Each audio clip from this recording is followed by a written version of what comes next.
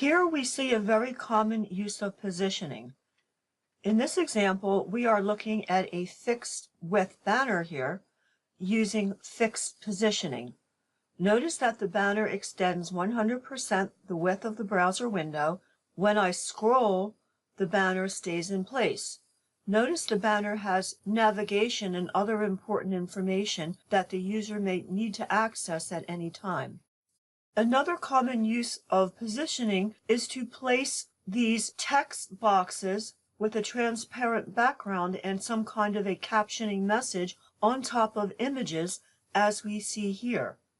Here we have relatively positioned containers that have the image inside them, and we have another element with a background color, which is a transparent color, and some text, which is absolutely positioned to that relative parent container. And here we see another example where we have the relatively positioned parent that contains the image and the absolutely positioned element to that container that has this very nice transparent background and the text caption.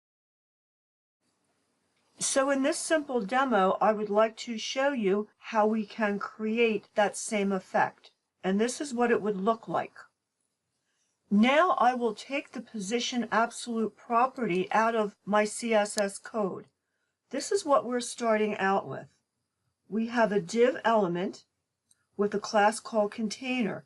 That is essentially the parent container. The parent contains an image, which is the first child, and another div, which is the next child. Notice they are stacked on top of each other. So in order to move that block of text up so it sits on top of the image, it needs to be absolutely positioned. But we want to absolutely position it to its parent, not to the browser window. Therefore, the parent, which is class equals container, needs to have a position of relative. Position relative will just leave it where it is. We don't need to set any top left values. Now the text block needs to be positioned absolutely. We also need to set a width of 100%. If we didn't set that width, notice, because it is absolutely positioned, it is no longer part of the web page, therefore it will not default to 100%. Therefore we have to tell it.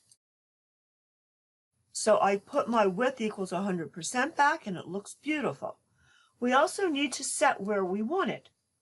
We want it on the bottom. And you could set that from the left or the right, it doesn't matter. We want it 100% across on the bottom. Of course, there are some other CSS styles that we're applying. Now, our background color, we're going to use an RGBA color. So we have a little bit of transparency so that we can see behind it. This is essentially all it is. It is an absolutely positioned block of text that has a background color, and it's placed wherever you'd like it on top of this image, the image being inside the parent that has position relative.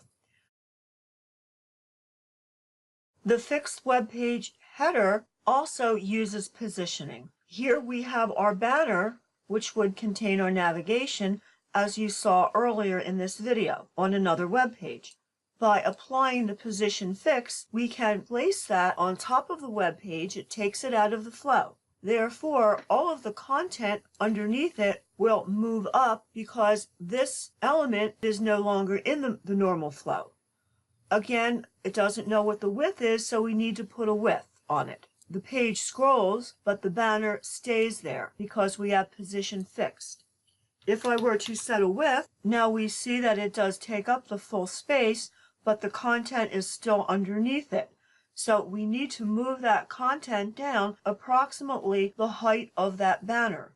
So if I set a top margin of 120 pixels on my H1 element, which is now the first element on my web page because the previous element is no longer in the normal flow, you see that my web page content is now visible and I can scroll and my banner stays in place.